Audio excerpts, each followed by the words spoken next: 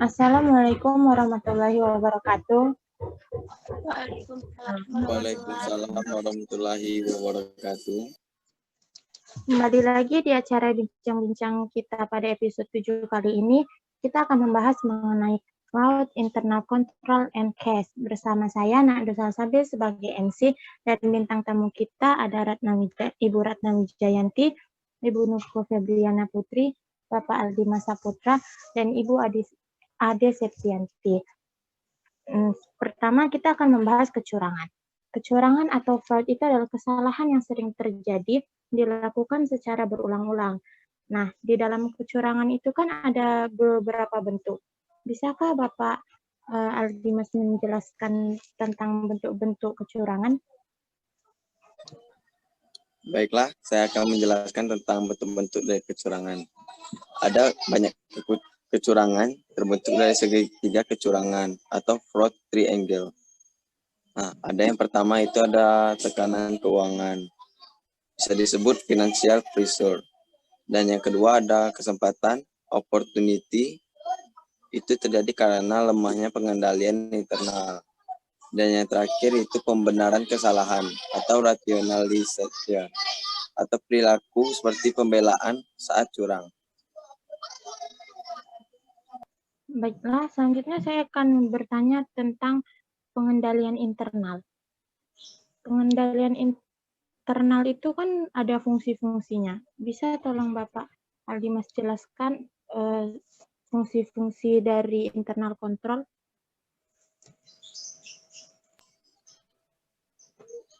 Nah, fungsi dari internal control itu ada yang pertama mencegah aset perusahaan agar tidak hilang atau dicuri. Dan yang kedua, meningkatkan efisiensi akuntansi, misalnya agar bebas kecurangan, dipakai CCTV untuk memantau. Yang ketiga, meningkatkan keakuratan dan reliabilitas catatan akuntansi agar bebas dari kecurangan. Dan yang terakhir, meyakinkan semua aturan hukum dipenuhi. Contoh, karyawan dipantau CCTV saat bekerja. Baiklah, terima kasih kepada Bapak Aldi Mas yang sudah menjelaskan. Selanjutnya kita akan membahas tentang komponen internal control. Saya akan bertanya kepada Ibu Nuke. Menurut Ibu Nuke, apa saja sih komponen internal control itu? Baiklah, komponen internal control itu yang pertama lingkungan pengendalian atau control environment, yaitu komponen internal. Yang kedua, penilaian risiko atau risk assessment, merupakan penilaian suatu risiko dengan cara membandingkannya terhadap tingkat atau kriteria risiko. Yang ketiga, aktivitas pengendalian atau control activities. Yang keempat, informasi dan komunikasi atau information and communication. Yang kelima, pemantauan atau monitoring. Baiklah, selanjutnya kita akan membahas tentang prinsip dalam aktivitas pengendalian. Bisakah Ibu Nuke menjelaskan prinsip-prinsip dalam aktivitas pengendalian?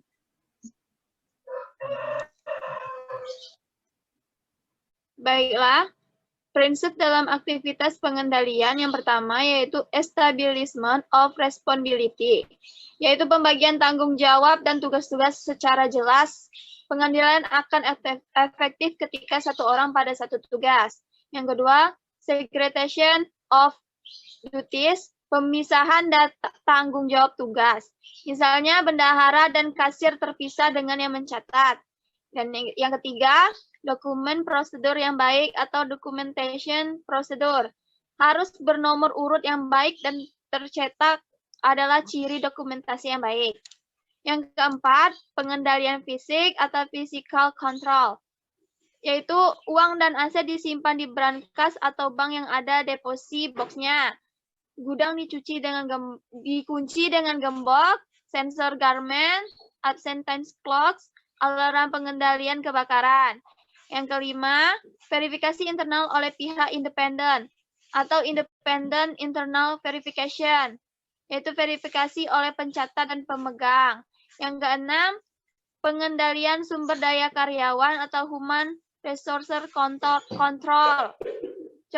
Baiklah, Bisakah tadi kan Ibu Nuke menjelaskan ada pengendalian sumber daya karyawan. Bisakah Ibu Nuke memberikan contoh tentang pengendalian sumber daya karyawan? Contohnya itu seperti merotasi karyawan atau rolling pekerja. Yang kedua, cek latar belakang karyawan. Dan yang ketiga, kegiatan refreshing, yaitu memberi cuti kepada karyawan. Baiklah, selanjutnya kita akan membahas tentang keterbatasan internal kontrol. Ibu Nuke, tolong jelaskan tentang keterbatasan internal kontrol. Keterbatasan internal kontrol yang pertama, cost should not exceed benefit, yaitu jangan lebih besar biaya dibandingkan manfaat. Yang kedua yaitu human element, yaitu faktor perilaku manusia. Yang ketiga, size of business, yaitu ukuran perusahaan. Semakin besar perusahaan, semakin kuat pengendaliannya.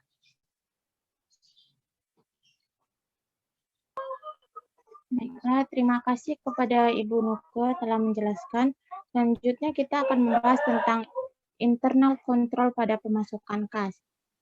Saya minta tolong kepada Ibu Ade, tolong jelaskan tentang kas kontrol.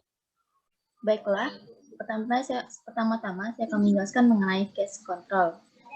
Cash control adalah kegiatan atau proses untuk mengendalikan uang tunai yang dimiliki perusahaan agar jangan terlalu kecil sehingga membahayakan likuiditas atau terlalu besar sehingga menurunkan kemampuan labahannya. Cash control yang pertama ada establishment of responsibility, yaitu hanya kasir saja yang diperkenankan menerima uang. Yang kedua, segregation of duties. Yang ketiga, documentation procedures, atau tiap kasir harus memiliki chip untuk memeriksa penerimaan kas. Yang keempat, ada independent internal verification, yaitu bendahara membandingkan jumlah yang diterima dan dikeluarkan serta disimpan. Apabila berhubungan dengan pembayaran lebih baik dengan bank atau transfer agar uang di perusahaan tidak menumpuk. Yang terakhir, physical control penyimpanan, yaitu barang berharga seperti berangkas. Tadi kan Ibu Ade menjelaskan tentang segregation of duties. Nah, itu tuh kan dibutuhkan 3 karyawan dengan tugas yang berbeda. Bisakah Ibu Ade menyebutkan apa aja 3 tugas yang berbeda itu? Baiklah, pada segregation of duties, dibutuhkan 3 karyawan dengan tugas berbeda. Yang pertama, menerima kas. Yang kedua, mencatat kas. Kemudian yang ketiga, memegang kas. Baiklah, selanjutnya kita akan membahas tentang pengendalian terkait dengan pengeluaran kas. Bisakah Ibu Ade sebutkan dan jelaskan apa saja pengendalian yang terkait dengan pengeluaran kas? Pengendalian terkait dengan pengeluaran kas, yang pertama, dalam jumlah kecil maka menggunakan dana kas kecil, sedangkan dalam jumlah besar menggunakan cek. Yang kedua, menggunakan cek atau sistem voucher. Sistem voucher adalah formulir yang diotorisasi yang ditetapkan untuk mengeluarkan saat menggunakan cek. Caranya, ambil voucher ditukar dengan cek, lalu voucher dicap agar tanda sudah digunakan. Yang ketiga, menggunakan dana kas kecil atau petty cash fund. Kas kecil atau petty cash adalah uang yang disediakan untuk membayar berbagai pengeluaran yang jumlahnya relatif kecil dan tidak ekonomis apabila dibayar dengan menggunakan cek.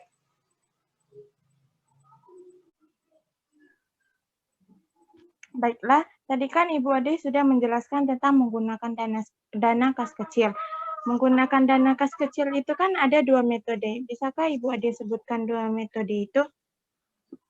Baiklah, 2 sistem atau metode yang bisa digunakan untuk petty cash. Yang pertama, metode tetap atau interest fund system. Yaitu metode tetap adalah metode pembukuan kas kecil di mana rekening kas kecil jumlahnya selalu tetap. Setiap pengeluaran kas terjadi, pemegang petty cash tidak serta-merta langsung mencatatnya, tetapi hanya sekedar mengumpulkan bukti transaksi pengeluarannya.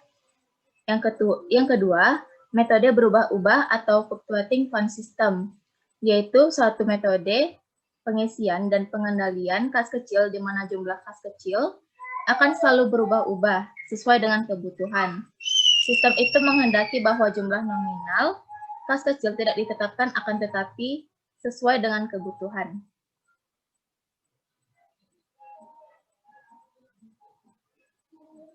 Baiklah, terima kasih kepada Ibu Ade. Dan tadi kan Ibu Ade sudah menjelaskan ada dua metode, yaitu metode tetap sama metode berubah. Bisakah Bapak Aldimas menjelaskan perbedaan transaksi pada kedua metode tersebut?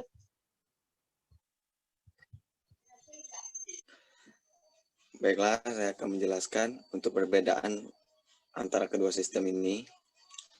Di transaksi yang pertama, itu ada pembentukan dana kas kecil atau mengambil uang di bank. Di Impaired Response System, itu ada petty cash, misalkan petty cash-nya senilai $200 di debit, dan cash-nya di kredit senilai $200. Kalau di sistem Fluctuating Fund, itu petty cash-nya juga di debit senilai $200 dan cash-nya juga di kredit. Dan di transaksi yang kedua itu ada pembayaran dengan menggunakan kas kecil. Di sistem Impaired Fund, no entry atau pengeluaran dicatat dalam memo dan bukti transaksi dikumpulkan.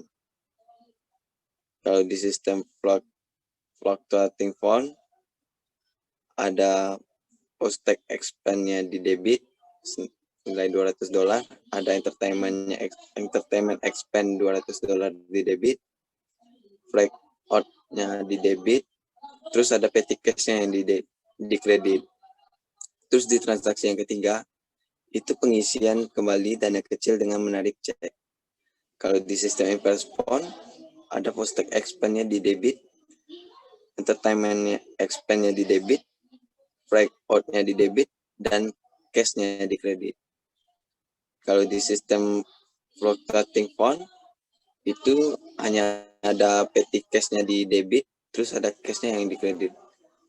Dan transaksi yang terakhir itu ya adalah transaksi perubahan kebijakan terkait dana kas kecil. Menambah dana kas kecil, mengurangi dana kas kecil. Itu kalau di sistem Impaired Fund, ada petty cash-nya yang di debit dan cash yang di kredit. Dan bisa juga ada cash yang di debit dan petty cash-nya yang di kredit. Di sistem Fluctuating Fund, itu petty cash-nya juga sama di debit, cash-nya juga di kredit, dan bisa juga cash-nya di debit dan petty cash-nya juga di kredit. Gimana Bu Nado? Baiklah, terima kasih kepada Bapak Aldimas. Selanjutnya saya akan bertanya kepada Ibu Ratna tentang rekonsiliasi bank. Bisakah Ibu Ratna menjelaskan tentang apa itu rekonsiliasi bank? Baiklah, terima kasih Bu Nado. Saya akan menjelaskan mengenai rekonsiliasi bank. Rekonsiliasi bank adalah suatu catatan uang yang dibuat oleh perusahaan pada setiap akhir periode, biasanya dibuat untuk setiap bulan untuk menyamakan saldo kas di bank menurut catatan bank dengan saldo kas di bank menurut catatan perusahaan. Karena seharusnya jumlahnya itu selalu sama. Tetapi pada saat ini kita sudah tidak terlalu memerlukan rekonsiliasi bank dikarenakan kita sudah menggunakan mobile banking atau lain sebagainya.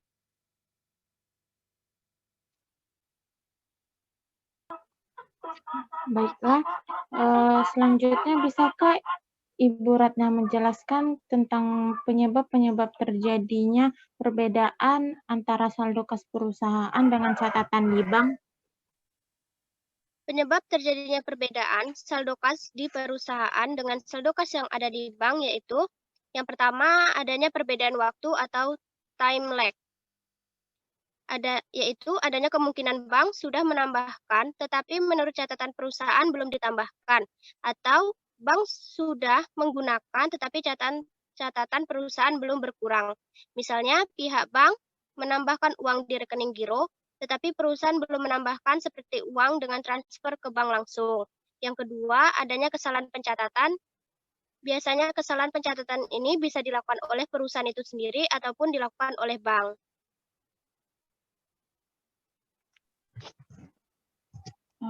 Baiklah, selanjutnya tolong Ibu Ratna jelaskan tentang item-item rekonsiliasi bank.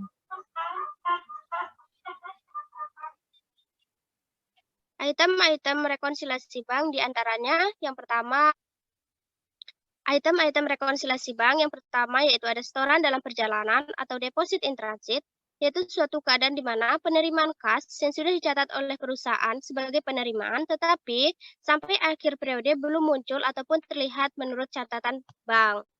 Yang kedua yaitu ada cek yang masih beredar atau outstanding check, yaitu cek yang sudah ditarik oleh perusahaan dan sudah dicatat oleh akuntan perusahaan sebagai pengeluaran kasa.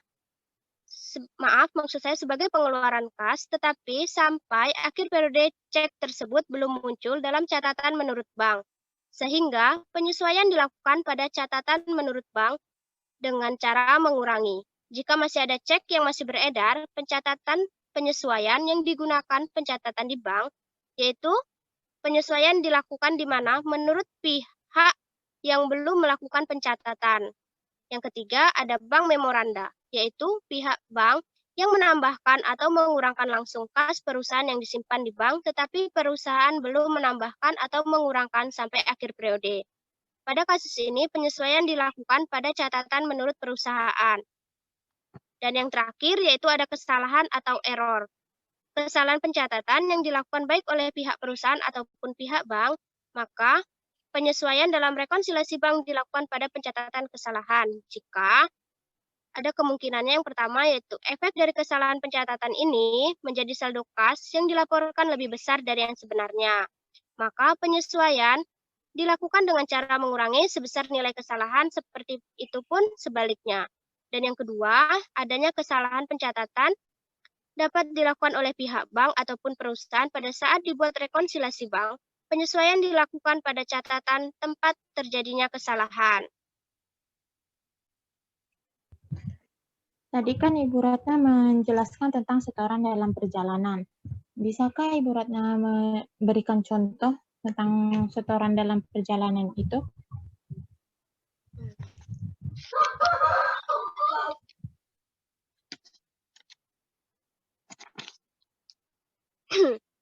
Baiklah, saya akan memberikan contoh. Misalkan ada si A menyuruh si B membayar 500 juta ke bank pada tanggal 30, tetapi si B ini belum menyetorkan karena berhalangan.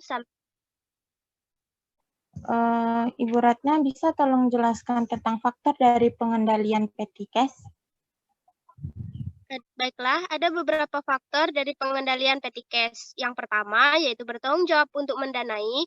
Yang kedua sebagai free number bukti penerimaan petty cash ditandatangani oleh kustodian dan individu yang menerima pembayaran yang diperlukan untuk setiap pembayaran. Yang ketiga, bendaharawan kantor memeriksa semua pembayaran dan perangko pendukung. Dan yang terakhir yaitu perhitungan dapat dibuat atau dilakukan setiap saat untuk menentukan apakah dana tersebut utuh.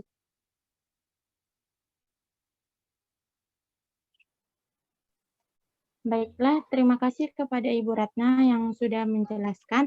Tidak terasa kita sudah di akhir acara ini.